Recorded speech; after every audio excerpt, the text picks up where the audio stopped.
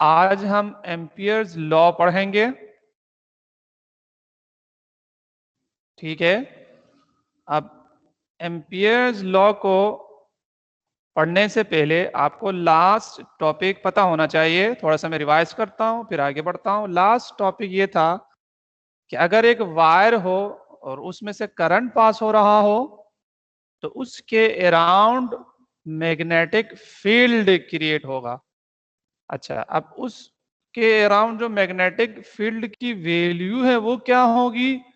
हमने कहा कि वो जो है हम इस इक्वेशन से फाइंड कर सकते हैं। डायरेक्शन क्या होगी? मैंने आपको वीडियो भी दिखाए थे, उसमें आपने डेमोन्स्ट्रेशन देखा था कि जो डायरेक्शन ऑफ मैग्नेटिक फील्ड है वो सर्कुलर है। ये भी आपने लास्ट टाइम पढ़ लिया है। और एक राइट हैंड रूल भी डिफाइन किया था कि डायरेक्शन फाइंड करने के लिए आप राइट हैंड रूल लगाएं, वायर को अपने हाथ में लें, थंब को आप रखें करंट के डायरेक्शन में, और फिर अपने जो फिंगर्स है उसको वायर के around turn they. Turning of जो वायर है ना, टर्निंग ऑफ फिंगर्स जो है वो डायरेक्शन ऑफ मैग्नेटिक फील्ड को शो कर रहा होता है। ठीक है, तो टर्निंग ऑफ फिंगर्स ये बता रहा है कि जो डायरेक्शन है वो सर्कुलर है। तो इन शॉर्ट लास्ट टाइम जो हमने किया था वो ये था कि मैग्नेटिक फील्ड, जो करंट कैरिंग वायर है वो मैग्नेटिक फील्ड क्रिएट कर सकता है। मैग्नेटिक फील्ड की मैग्नीट्यूड इससे आएगा और डायरेक्शन जो है सर्कुलर है। यहां तक हो गया था। अब ये जो मैग्नेटिक फील्ड का इक्वेशन हमने फाइंड किया है ये किसी भी पॉइंट के ऊपर मैग्नेटिक फील्ड है, यानी वायर की वजह से इस पॉइंट पे फॉर एग्जांपल मैग्नेटिक फील्ड क्या है, या इस पॉइंट पे क्या है, या उस पॉइंट पे क्या है, ये पॉइंट पे मैग्नेटिक फील्ड दे रहा है। एम्पियर ने क्या किया? एम्पियर ने पूरे सर्कल पे मैग्नेटिक फील्ड फाइंड कर लिया। क्यों? क्योंकि आपने कहा ना डायरेक्शन सर्कुलर है, तो उसने कहा मैं कोई सा भी सर्कल बनाऊं तो उस सर्कल के ऊपर होगा मैग्नेटिक फील्ड। अब उस सर्कल के ऊपर जो मैग्नेटिक फील्ड की वैल्यू है वो क्या होगी, उसके लिए एम्पियर ने इक्वेशन फाइंड किया। तो लास्ट टाइम जो किया था magnetic field due to wire at a point था। आज जो हम करेंगे वो magnetic field due to wire along the circle है, अलोंग दी सर्कुलर पाथ है। इसको कहते हैं एम्पियर्स लॉ। और ये आपके कंडेंस्ड सिलेबस में है।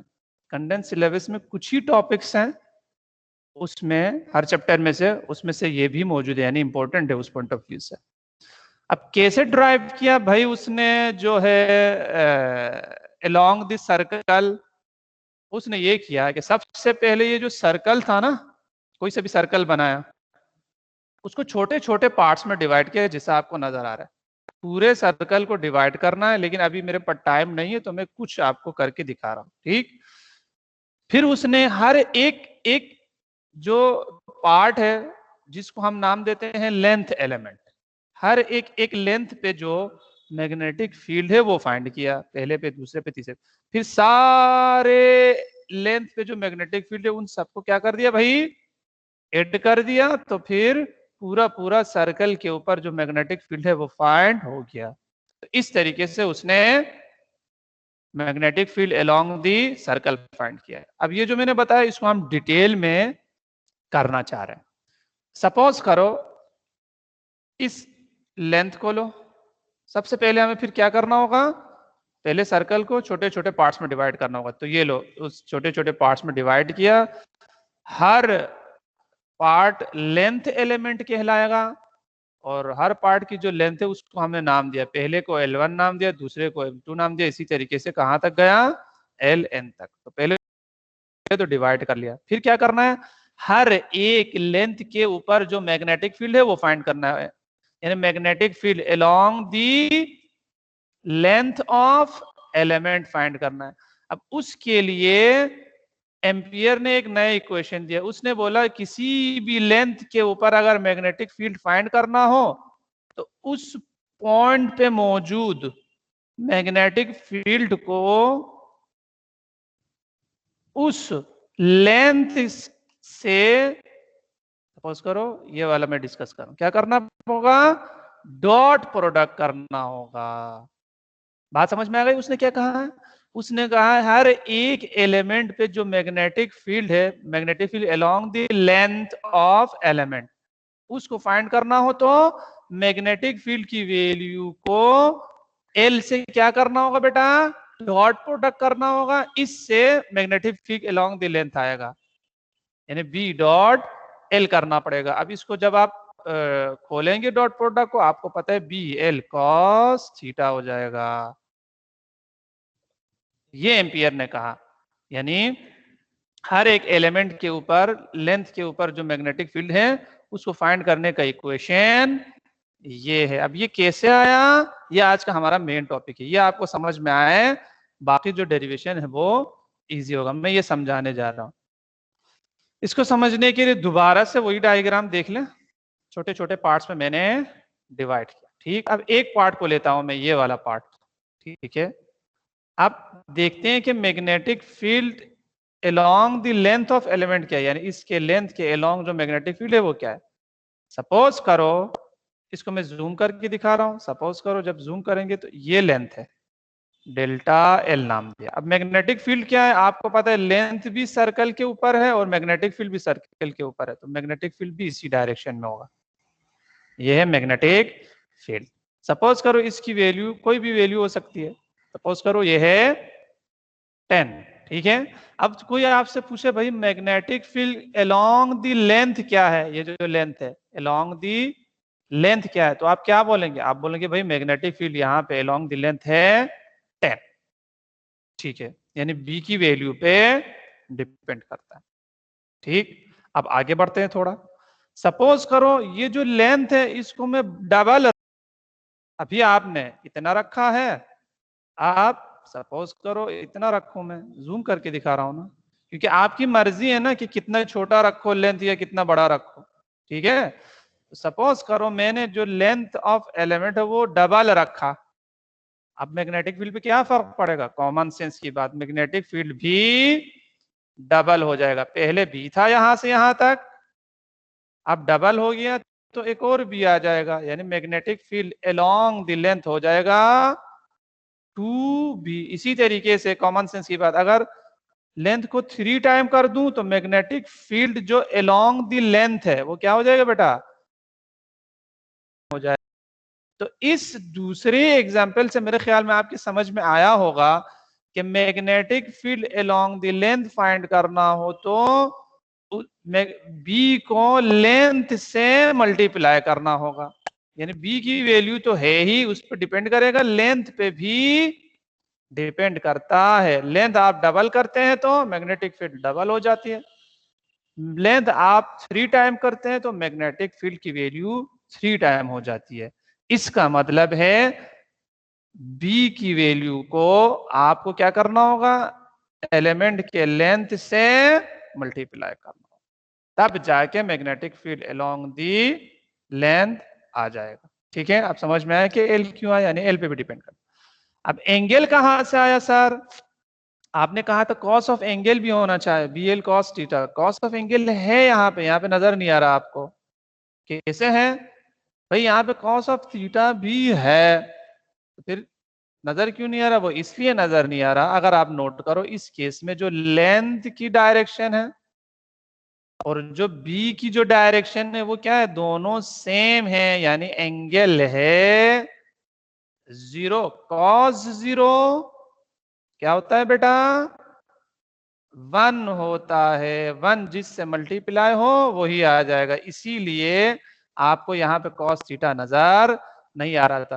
तो इस एग्जाम्पल से मेरे ख्याल में आपको समझ में आया होगा कि कॉस थीटा भी है।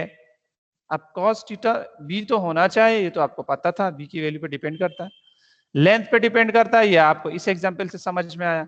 अब कॉस थीटा पे भी डिपेंड करता है, ये उसके लिए एक तो मैंने ये वाला एग्जांपल दिया, एक और एग्जांपल दूंगा तो आपको और क्लियर हो जाएगा कि कॉस थीटा भी आना चाहिए। मिसाल के तौर पर सपोज करो ये एलिमेंट है, अब एक और एग्जाम्पल लेते हैं।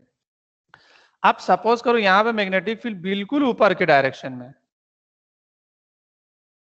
और सपोज करो मैग्नेटिक फील्ड की वैल्यू फॉर एग्जाम्पल 5 है, और लेंथ की जो वैल्यू है वो क्या हो बेटा, सपोज करो 2 हो। ठीक, अब अगर सिर्फ देखो भी आना चाहिए इक्वेशन में, ये कहना चाह रहा हूं। अब आप देख लो, magnetic field along the length चाहिए। अब आप देख रहे हो ग्राफ ये बता रही है कि along the length magnetic field 0 है। क्यों? क्योंकि ये जो मैग्नेटिक फील्ड है ये तो है, लेकिन ये अलोंग द लेंथ नहीं है, ये तो परपेंडिकुलर है, अलोंग द लेंथ नहीं है। तो magnetic field along the length 0 होना चाहिए। अब ये 0 तब होगा जब आप इक्वेशन में cos थीटा भी रखेंगे, यानी cos थीटा रखना जरूरी है, ये समझाना चाह रहा हूं। देख लो तुम, अब मैं magnetic field along the length find कर रहा हूं, अलोंग द लेंथ आपको पता है 0 आना चाहिए, तो मैं b को डेल्टा एल से मल्टीप्लाई करता हूं सिर्फ। क्या आएगी वैल्यू, ये 5 है, ये 2 है, तो ये तो 10 हो गया। इससे तो magnetic field along the length नहीं आया, magnetic field along the length तो 0 होना चाहिए। क्यों नहीं आया 0? इसलिए कि आपने cos को मिस कर दिया, इसके इक्वेशन में cos थीटा भी लगाना चाहिए। अब क्या 0 हो जाएगा? बिल्कुल। अब देखो, अब थीटा कितना है, बी और एल के दरमियान जो एंगल है वो 90 है, cos 90 पुट कर दो, cos 90 होता है 0, 0 जिससे मल्टीप्लाई हो 0 हो गया। तो आपने देखा इस वाले एग्जाम्पल में, आपने देखा क्या सही आंसर तब आएगा जब आप b को l से मल्टीप्लाई तो करो, लेकिन फिर cos ऑफ थीटा को भी कंसीडर करो, उससे मल्टीप्लाई करो, तो सही वैल्यू आएगी। Magnetic field along the length आएगी, यहाँ पे along the length magnetic field 0 है, cos 90 0। समझ में आ गया बेटा? तो इतनी सारी बातें जो मैंने कर दी, इसका इन शॉर्ट मैं ये कहना चाह रहा था कि एम्पियर ने ये कहा कि एक लेंथ के अलोंग अगर आपको मैग्नेटिक फील्ड फाइंड करना हो तो फिर क्या करना होगा बेटा, उस वहां पे जो बी की वैल्यू है उसको उस एलिमेंट के लेंथ से मल्टीप्लाई करना होगा, फिर बी और एल के दरमियान जो एंगल है उसके कॉस को भी कंसीडर करना होगा। इन तीनों को आपस में तो क्या आएगा बेटा, magnetic field along the length of element आएगा। किसी भी लेंथ के अलोंग मैग्नेटिक फील्ड का जो इक्वेशन है वो ये है, प्रूफ हो गया। अब ये बी एल कॉस थीटा वही बी डॉट एल है। अब मान लिया बेटा magnetic field along the length के का जो इक्वेशन है वो है बी डॉट एल, यानी बी एल कॉस थीटा। अगर ये समझ में आया हो, अब डेरिवेशन आपके लिए आसान हो जाएगा। क्यों? क्योंकि अब हमने छोटे छोटे पार्ट्स में डिवाइड किया है। अब क्या करना है, हर एक लेंथ पे छोटे छोटे जो लेंथ है, हर एक एक लेंथ की जो मैग्नेटिक फील्ड है वो फाइंड करना है। तो कैसे आएगा, अभी हमने कहा हर एक लेंथ पे जो मैग्नेटिक फील्ड है, magnetic field along the length के लिए आपको चाहिए कि वहां पे जो मैग्नेटिक फील्ड है उसको उसके लेंथ के साथ क्या करो, डॉट प्रोडक्ट करो। तो अब मैं पहले लेंथ के लिए फाइंड कर रहा हूं, तो बी डॉट L1 आ जाएगा। ये देखो magnetic field along the first length कर रहा हूं, तो बी डॉट डेल्टा L1 आ गया। अब इसको खोलूंगा तो क्या हो जाएगा, B delta L1 cos theta. ठीक, अब एंगल कितना है, अभी मैंने कहा ये सारे जो एलिमेंट्स है किसके ऊपर है, सर्कल के ऊपर है। सर्कल के ऊपर आपने छोटे छोटे लेंथ बनाया है, चाहे फर्स्ट लेंथ हो सेकेंड लेंथ हो जो भी हो, सर्कल के ऊपर। और मैग्नेटिक फील्ड का डायरेक्शन भी सर्कल के ऊपर ही है। अभी हमने कहा मैग्नेटिक फील्ड की जो डायरेक्शन है वो सर्कुलर है, तो एल और बी दोनों सर्कल के ऊपर है, यानी दोनों का डायरेक्शन सेम है, यानी एंगल 0 हो गया। तो cos 0 1 हो जाएगा, 1 को जिससे मल्टीप्लाई करो वही वैल्यू आएगी। ये आपके पास आया b डॉट डेल्टा L1 बराबर आया b डेल्टा N1 के। ये आपके पास है मैग्नेटिक फील्ड फर्स्ट लेंथ के ऊपर, magnetic field along the first length. अब सपोज करो सेकेंड लेंथ के लिए कर रहे हो तो फिर वही करना होगा, इक्वेशन यही है। Magnetic field along the length के लिए आपको बी को उसके लेंथ से मल्टीप्लाई करना होगा। अब क्योंकि सेकेंड के लिए कर रहे हो तो आप करेंगे बी को किसके साथ डॉट प्रोडक्ट, सेकेंड लेंथ से, यानी L2 से करेंगे, बाकी चीजें सेम होंगी। अब देखो अकॉर्डिंग टू डॉट प्रोडक्ट के equation B dot delta L हो जाएगा B delta L cos theta. लेकिन अभी एक और बात, फिर वही बात, मतलब ये जो सेकेंड लेंथ है वो भी तो सर्कल के ऊपर है, तो सेकेंड लेंथ की डायरेक्शन सर्कुलर है, सर्कल के ऊपर है, जबकि मैग्नेटिक फील्ड की डायरेक्शन भी क्या है बेटा, सर्कल के ऊपर ही है, तो दोनों के दरमियान एंगल क्या बनेगा, 0। अब याद रखो जितने भी एलिमेंट्स है सबके लेंथ और सबके ऊपर जो मैग्नेटिक फील्ड की डायरेक्शन है वो दोनों सेम है, क्योंकि दोनों जो है लेंथ भी सर्कल पे है और मैग्नेटिक फील्ड के डायरेक्शन भी सर्कल पे है, तो एंगल सब के लिए 0 हो जाएगा, यानी सारे एलिमेंट्स के लिए एंगल 0 हो जाएगा। अब cos 0 यही वाली सीन हो जाएगी जो यहाँ पे हुआ था, cos 0 1 हो जाएगा, 1 जिससे मल्टीप्लाई हो वही आएगा, इसलिए cos गायब हो गया। इसी तरीके से b तीसरे एलिमेंट के लिए भी कर सकते हैं, वहां पे भी cos 0 आ जाएगा, 1 हो जाएगा, तो b तीसरे के लिए b डेल्टा एल 3 हो जाएगा और वो बराबर हो जाएगा b डेल्टा एल 3, यानी डॉट हटेगा cos थीटा, अगेन cos 0 हो जाएगा ना। तो इसी तरीके से सबके लिए यही होगा। कहां तक जाना है, लास्ट के लिए, लास्ट को हमने डेल्टा एल एन नाम दिया, b dot delta L N हो गया b delta L N, cos क्या का साथ क्या हुआ, वही हुआ, cos के साथ cos 0 है तो 1 हो गया, इसलिए गायब हो गया। तो ये आपके पास आया, हर एक एक एलिमेंट के ऊपर जो मैग्नेटिक फील्ड है वो हमने फाइंड कर लिया। डॉट प्रोडक्ट करने से हर एक एक एलिमेंट का मैग्नेटिक फील्ड आता है, यानी आपने हर एक एक एलिमेंट की मैग्नेटिक फील्ड फाइंड किया। अब क्या करना होगा, अब जब आपने हर एक एलिमेंट की मैग्नेटिक फील्ड फाइंड किया, अब सारे एलिमेंट्स के मैग्नेटिक फील्ड को ऐड करो, यानी इन सबको क्या करो, सम करो, तो आपको पूरे सर्कल के ऊपर मैग्नेटिक फील्ड मिलेगा।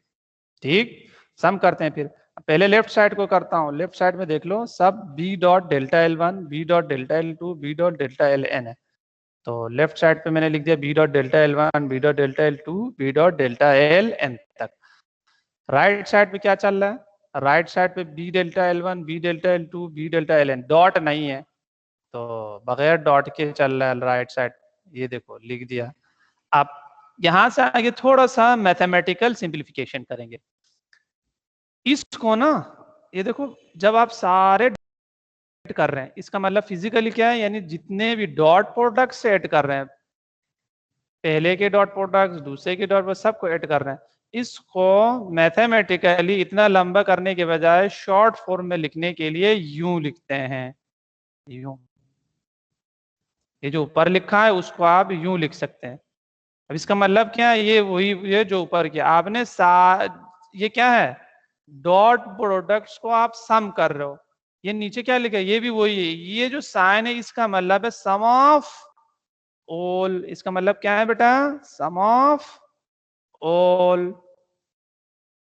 ये क्या कह रहा है, ये बोल रहा है सम करो ऑल डॉट प्रोडक्ट्स को, बी और एल के डॉट प्रोडक्ट्स, वही बात है जो ऊपर हमने किया है, उसको आसान फॉर्म में लिखना हो तो इस तरीके से लिखते हैं, इन दोनों का मीनिंग सेम है। यहाँ पे हमने क्या किया था, सम ऑफ ऑल डॉट प्रोडक्ट्स किया था, अब सम ऑफ ऑल डॉट की जगह आप ये लिखा लगा सकते हैं, ये जो सिग्मा है ये सम ऑफ ऑल है, और बी डॉट एल लिख दिया, यानी sum of all dot products between B and L. ठीक है, तो सिर्फ लिखने का तरीका चेंज किया है, वही चीज है। राइट साइड को एज इट इज रहने देंगे। अब बी सब में कॉमन है तो बी को मैंने बाहर निकाला, अंदर क्या बचा बेटा, delta L 1 first length second length से लेकर आखिरी लेंथ तक। अब ये सारे लेंथ को आप ऐड कर रहे हो तो क्या मिलेगा आपको, सर्कल मिलेगा।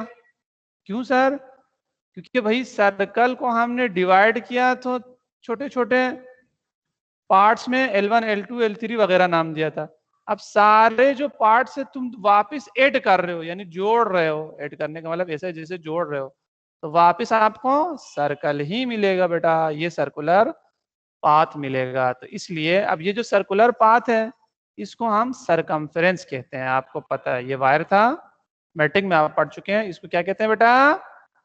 Circumference of circle. अब सरकमफेरेंस ऑफ सर्कल की इक्वेशन क्या है? अगेन मैट्रिक में 2 पाई आर आपने पढ़ चुका है। ये हो गया 2 पाई आर, इसकी जगह में 2 पाई आर है। अब बी की वैल्यू क्या है? बी की वैल्यू तो अभी हमने ऊपर फाइंड किया था। बी की वैल्यू ये देखो, ये कौन सा बी है? ये हर एलिमेंट के ऊपर जो बी की वैल्यू थी, हर एलिमेंट इतना छोटा था कि ऑलमोस्ट एक पॉइंट है। और ये बी क्या है? हर एलिमेंट की मैग्नेटिक फील्ड के ऊपर जो मैग्नेटिक फील्ड है। तो हर एलिमेंट ऑलमोस्ट पॉइंट है, तो बी की वैल्यू को मैं क्या कर सकता हूं? मैग्नेटिक फील्ड, ये वही है magnetic field at a point, क्योंकि एलिमेंट ऑलमोस्ट पॉइंट के बराबर है। तो किसके बराबर है magnetic field at a point due to current carrying conductor? ये कल हमने किया था, mu naught I over 2 pi. In short B की वैल्यू हमें पहले से पता है, mu naught I over 2 pi R. 2 pi R cancel हो गया, क्या बचा बेटा? ये बचा, ये आपके पास आया एम्पियर्स लॉ। अब इसका मैं फिजिकल मीनिंग बता दूं। ये जो लेफ्ट साइड पे चल रहा है, इसका मतलब है magnetic field along the circle, circle के ऊपर मैग्नेटिक फील्ड, ये राइट साइड। और जो लेफ्ट साइड, और जो राइट साइड है ये क्या बता रही है? ये बोल रहे हैं magnetic field along this circle जो है वो मीडियम पे डिपेंड करता है और करंट पे डिपेंड करता है जो इस वायर में से पास हो रहा हो। तो बात क्लियर हो गई बेटा? तो ये आपके पास आया magnetic field along the circular path. Clear है? बराबर आया म्यू नॉट इनटू करंट के। अब इसको अगर मैथमेटिकली पढ़ो तो यूं पढ़ेंगे, सम ऑफ ऑल, इसका मतलब मैंने बोला सम ऑफ ऑल है, dot product between magnetic field and the length element of close curve या क्लोज सरफेस, यानी ठीक है, इज इक्वल्स टू, इसको is equals to mu naught times current. ये मैथमेटिकली अगर इसको पढ़ो तो ये हो जाएगा। और फिजिकली मैंने बता दिया, लेफ्ट साइड का मतलब क्या है? Magnetic field along the length. क्यों? मैंने अभी बता दिया, बी डॉट एल से एक एलिमेंट की क्या आएगी भाई? एक एलिमेंट के ऊपर magnetic field, B dot L एक एलिमेंट के ऊपर मैग्नेटिक फील्ड का इक्वेशन है। आज समझाया। अब ये जो लेफ्ट पे ये बोल रहे सम ऑफ ऑल, यानी सारे एलिमेंट्स के ऊपर जो मैग्नेटिक फील्ड है उनको सबको क्या करो? ऐड करो। तो जब सारे को ऐड करोगे तो आएगा magnetic field along the circle. तो ये जो लेफ्ट साइड है ये वही magnetic field along the circle है। उसका मीनिंग किसके बराबर है? मीडियम पे डिपेंड करता है और करंट पे डिपेंड करता है। ये हो गया बेटा एम्पियर्स लॉ। ठीक, डेरिवेशन हो गई। अब मैं स्टेटमेंट लिख रहा हूं, आपको पेपर में आए तो आप इस तरीके से करेंगे। सबसे पहले क्या करेंगे? आप स्टेटमेंट लिखेंगे। अब स्टेटमेंट कहाँ से आएगा? ये जो हमने फाइंड किया है ना, इसी को मैथमेटिकल जो फॉर्म था, मैथमेटिकल डेफिनेशन लिखते हैं। डेफिनेशन लिखता हूँ, स्टेटमेंट लिखता हूँ, इसको पढ़ेंगे सम ऑफ ऑल। अब ये थोड़ा सा शायद आपको मुश्किल लगे, इसको छोड़ दो, यू लिख दो सम ऑफ ऑल। ये आपके बुक में लिखा हुआ था, मैंने एज इट इज लिख दिया था, लेकिन आप यूं लिख सकते हैं सम ऑफ ऑल। इस साइन का मतलब हो गया सम ऑफ ऑल। ठीक, ये क्या हो रहा है? Dot product sum of all dot product dot product, ठीक है, बिटवीन क्या और क्या? Between magnetic field and length of element. ये बी मैग्नेटिक फील्ड है, ये लेंथ है। Between magnetic field and length of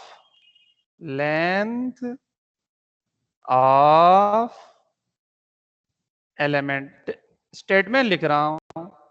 statement आप कैसे लिखेंगे? मैथमेटिकल स्टेटमेंट लिख देंगे, यानी इसकी मैथमेटिकल मीनिंग लिख देंगे। बाकी फिजिकल मीनिंग तो मैंने बता दिया इसका क्या है। तो सम ऑफ ऑल, ये हो गया सम ऑफ ऑल। ये हो गया डॉट प्रोडक्ट, ये देखो डॉट हो रहा है, between magnetic field and length of element is equal to mu naught times current, आगे आप लिख देंगे म्यू नॉट टाइम्स करंट। ये आपके पास आया स्टेटमेंट ऑफ एम्पियर्स लॉ। ये मैं आपको प्रॉपर तरीके से लिख के आगे जो आपको स्लाइड्स भेज दूंगा घर व्हाट्सएप के थ्रू, उसमें मैं प्रॉपर तरीके से लिख के आपको भेज दूंगा स्टेटमेंट। ये स्टेटमेंट हो जाएगा और ये उस स्टेटमेंट मैथमेटिकल फॉर्म में और ये वर्डिंग में, फिर ये हो गई भाई एम्पियर्स लॉ की डेरिवेशन। ठीक है बेटा, क्लियर हो गई बात? ये इंपॉर्टेंट है, ये कंटेंट सिलेबस में है, इसकी जरूर तैयारी करो।